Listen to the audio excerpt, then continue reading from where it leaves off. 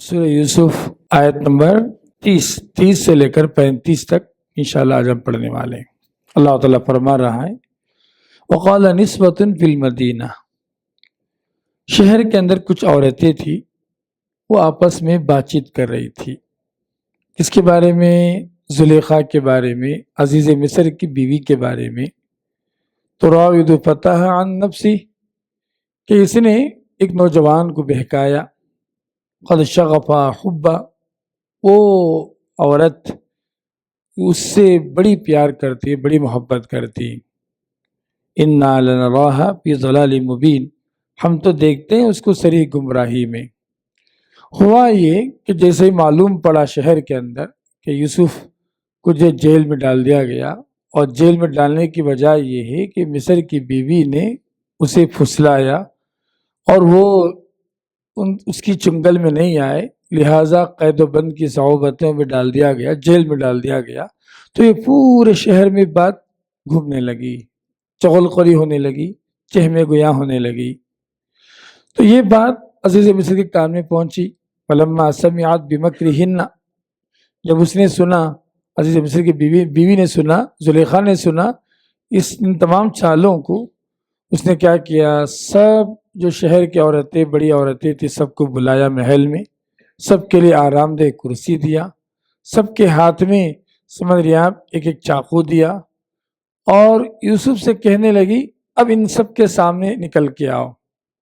جب ان عورتوں نے یوسف علیہ السلام کو دیکھا، بہت تعجب میں پڑ گئی، حیرت میں پڑ گئی۔ اکبر نہ، قرآن کہتا ہے فلما رأینہ اکبر نہ، تو تعجب میں مگر آپ انہوں نے اپنے ہاتھوں کو کاٹ لیا اور کہنے لگی حاشا للہ، یہ تو انسان نہیں ہے، یہ تو بڑا جو ہے عزت، بڑا فرشتہ ہے۔ تو فوراً زلیخا نے کہا کہ یہی وہ بات تھی جس کے بارے میں تم مجھے ملامت کر رہی تھی، حالانکہ میں نے اس کو پھسلایا لیکن وہ دور رہا، فاستعصم، وہ دور رہا۔ مریم اگر وہ میری بات نہیں سنے گا، میں اس کو جیل میں ڈال دوں گی اور وہ ذلیل میں سے ہو جائے گا یوسف۔ جب یہ بات یوسف تک پہنچی تو یوسف فوراً نے کہا ربی، اے میرے پروردگار، السجن احب الی مما یدعوننی الیہ، جیل میرے لیے زیادہ محبوب ہے ان تمام گناہوں سے جس کی طرف یہ عورتیں بلا رہی ہیں۔ اے اللہ، اگر تو مجھے نہیں بچائے گا ان کے قید سے، ان کے شر سے، ٹھیک ہے، میں اس میں پڑ جاؤں گا، نادانوں میں سے ہو جاؤں گا۔ تو اللہ تعالیٰ نے ان کی دعا قبول فرمائی، اللہ تعالیٰ نے ان عورتوں کے مکر سے یوسف کو بچا لیا۔ بڑا یقیناً اللہ تعالیٰ بڑا سننے والا، بڑا جاننے والا۔ پھر اس کے بعد ثم بدا لهم من بعد ما رأوا الآیات، سمجھ رہے آپ، جب ظاہر ہو گئی بہت ساری نشانیاں یوسف کے لیے کہ یوسف بے گناہ ہیں، پھر بھی لَيُسْجَنَنَّ حَتَّى حِينٍ، کہ یوسف کو جو ایک وقت مقررہ تک کے لیے جیل میں ڈال دیا گیا۔ یہ آیت نمبر 25 تک کی باتیں ہیں۔ سبحان اللہ، اس میں بہت ساری نصیحتیں ہیں، انشاءاللہ آج اس پر ہم تبصرہ کرنے والے ہیں۔ سب سے پہلی بات کیا ہے اس پورے اس میں؟ سب سے ایک بات یہ ہے کہ یوسف علیہ السلام کا حسن معلوم پڑتا ہے کہ یوسف علیہ السلام بہت ہی خوبصورت تھے۔ امام مسلم رحمہ اللہ نے ایک حدیث نقل فرمائی کہ اللہ کے رسول صلی اللہ علیہ وسلم نے فرمایا کہ اللہ تعالیٰ نے آدھا حسن یوسف علیہ السلام کو دیا تھا۔ تو ایسی بہت ساری نعمتیں زندگی میں ملتی ہیں جو سب سے یونیک ہوتی ہیں، سب سے ٹیلنٹ ہوتا ہے، اللہ نے سب کو دیا ہے۔ سمجھ رہے ہیں آپ، کسی کی بات چیت بہت اچھی ہوتی ہے، کسی کا جو لک اور جو سمجھ رہے ہیں آپ یہ بہت اچھا ہوتا ہے، کسی کی تعامل بیہیونس کی جو صورتیں بڑی اچھی ہوتی ہیں۔ تو اللہ تعالیٰ ہر ایک کو رہتا ہے۔ تو یقین رکھیں کہ جب نعمتیں ملتی ہیں نا، وہ نعمتیں آزمائش کا ذریعہ بنتی ہیں، فتنے کا ذریعہ بنتی ہیں۔ تو یوسف کو اللہ نے حسن دیا تھا، یہی حسن یوسف کے لیے فتنے کا ذریعہ بنا، آزمائش کا ذریعہ بنا۔ اس لیے نعمتیں جب ملتی ہیں نا، سمجھ رہے ہیں آپ، یہ آزمائش کا ذریعہ ہے، ہم کیئرفل رہنے کی ضرورت ہے۔ یہ پہلی نصیحت ہے، اس واقعے سے ہم سیکھ سکتے ہیں۔ دوسری بات کیا ہے؟ دوسری بات یہ، یوسف علیہ السلام نے جو دعا فرمائی، یہ دعا بڑی اہم ہے ہم سب کے لیے۔ کہتے ہیں السجن احب الی مما یدعوننی الیہ، جیل مجھے پسند ہے، محبوب ہے ان تمام گناہوں سے جس کی طرف یہ بلا رہی ہیں۔ تو یاد رکھے زندگی کے اندر سچ بولنے سے، جیل بھی مل سکتی ہے۔ سچ بولنے کے بعد اب خیر پر ہیں آپ، تقوی والے کام پر ہیں، اچھائی والی چیزوں پر ہیں، اس کے باوجود ہم کو کبھی کبھی آزمائش سے گزرنا پڑتا ہے۔ سمجھ رہے ہیں؟ یوسف کی زندگی مثال ہے، یوسف سے کیا غلطی ہوئی؟ کوئی غلطی نہیں ہوئی، لیکن 9 سال تک میرے آپ جیل میں رہے تقریباً، کیونکہ لفظ حین کا جو لفظ ہے نا، جنہوں حتیٰ حین کہا جاتا ہے کہ تقریباً 9 سال 10 سال تک سمجھ رہے ہیں آپ نا کردہ گناہ کی سزا بھگت رہتے جیل میں، ہوتا ہے ایسے زندگی کے اندر، سمجھ رہے ہیں آپ، اس لیے یہ بہت اہم بات ہے۔ اسی طریقے سے اس میں آپ غور کر کے دیکھیں، یوسف علیہ السلام کے ایک عظیم کردار نکل کے آتا ہے نوجوانوں کے لیے اسوہ والا۔ کیا اسوہ؟ سب سے پہلا اسوہ یہ کہ تقویٰ ہے نا تنہائی میں ظاہر ہوتا ہے۔ جب گناہ کرنے کے مواقع ہوں، آدمی گناہ نہ کرے تب انسان کا تقویٰ ظاہر ہوتا۔ اکثر بعض گناہ بھیڑ میں نہیں کرتا آدمی، بعض گناہ تنہائی میں کرتا۔ تو یوسف علیہ السلام کی زندگی کی جو سب سے اہم عظیم اسوہ کیا ہے؟ گناہ کرنے کے مواقع ہونے کے باوجود، اپارچونیٹیز ہونے کے باوجود آپ نے تقویٰ والا عمل، تقوی والے زندگی شروع کیا، آپ نے تقویٰ والا عمل مظاہرہ کیا، تقوی پہ قائم و دائم رہے۔ یہ نوجوانوں کے لیے سب سے عظیم نعمت ہے۔ اللہ کے رسول صلی اللہ علیہ وسلم نے بڑی پیاری بات بیان فرمائی کہ حشر کے میدان میں جب اللہ کے سائے کے علاوہ کوئی سایہ نہیں ہوگا، اللہ کے عرش کے سائے کے علاوہ کوئی اور سایہ نہیں ہوگا، اس وقت جو 7 خوش نصیبوں کا اللہ تعالیٰ اپنے عرش کے سائے میں جگہ دے گا، اس میں ایک خوش نصیب وہ ہوگا جس کو کسی حسین و جمیل عورت برائی کی طرف بلائے، وہ کہتا ہے اس کے جواب میں اتق اللہ، اے اللہ کی بندی تو اللہ سے ڈر لے، اس گناہ سے بچ جاتا ہے۔ سمجھ رہے ہیں آپ؟ گناہ کرنے کا موقع ہونے کے باوجود گناہ سے بچنا یہ اتنی عظیم نعمت ہے، عظیم عبادت ہے، سبحان اللہ۔ اللہ تعالیٰ اپنے عرش کے سائے میں جگہ دے گا۔ ایک بات بتاؤں میں آپ کو، میں نے ابھی کہا کہ تنہائی میں انسان کا تقویٰ ظاہر ہوتا ہے، گھر میں کوئی بھی نہیں ہے۔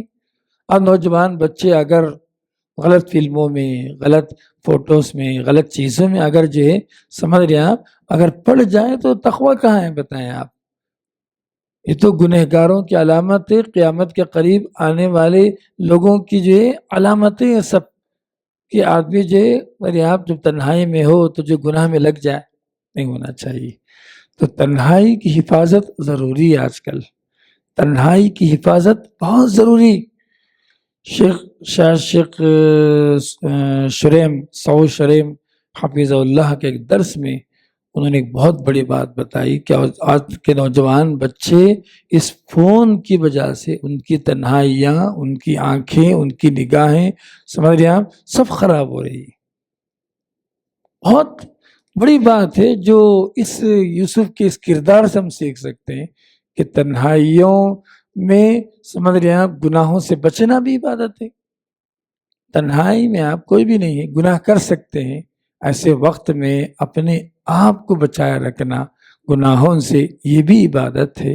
یہ تقوی کے عملی صورتوں میں سے ایک صورت ہے، اس کو سمجھنے کی ضرورت ہے۔ اسی طریقے سے یوسف کی زندگی میں ایک بڑا کردار کیا ہے؟ ان عورتوں نے گناہ کی طرف بلایا، یوسف نے کہا کہ نو، میں گناہ نہیں کر سکتا۔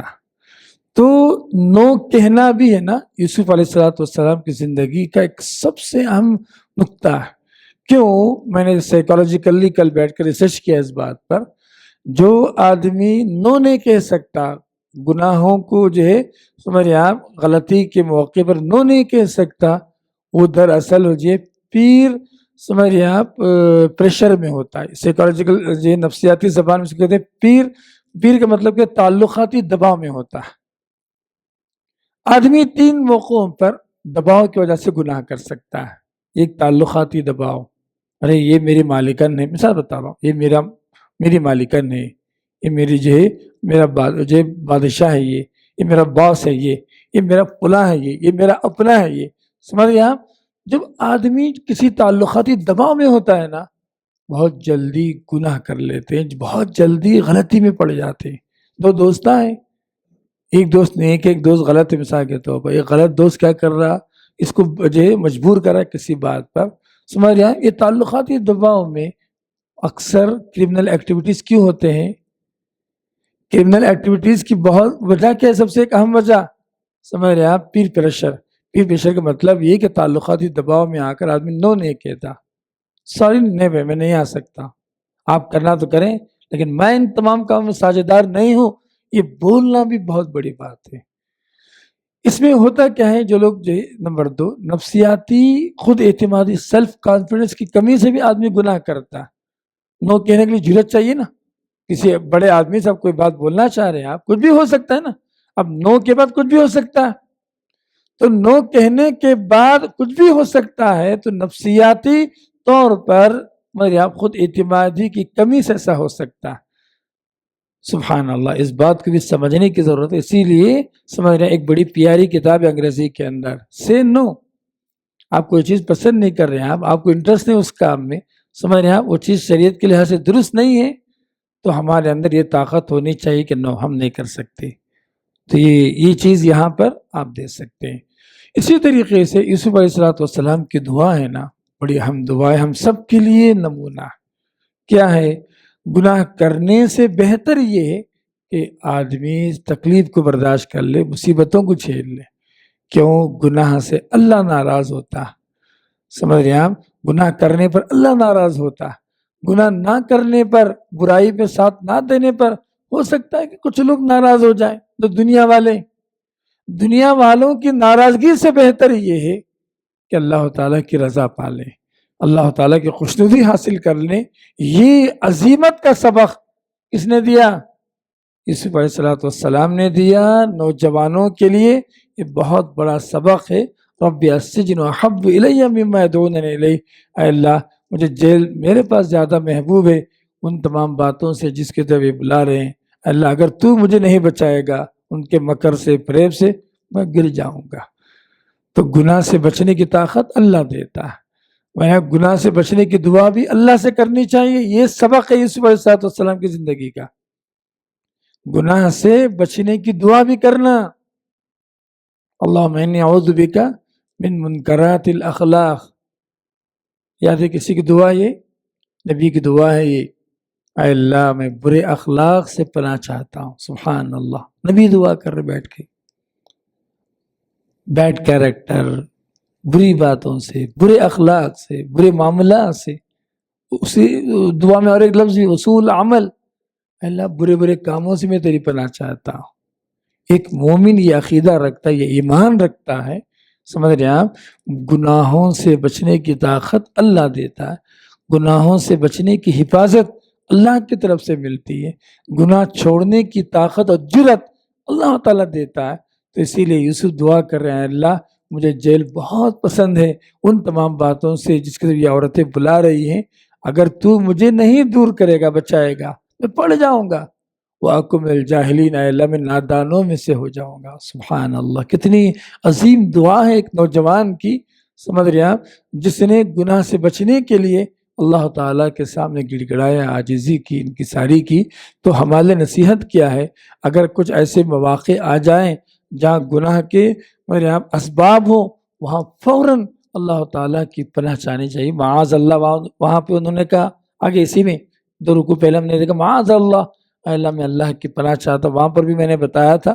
یہاں بھی دیکھیے آپ، سبحان اللہ، یوسف علیہ السلام اللہ کے سامنے گڑ گڑا رہے ہیں، اے اللہ تو مجھے گناہوں سے بچا لے. یہ اخلاق ہونی چاہیے.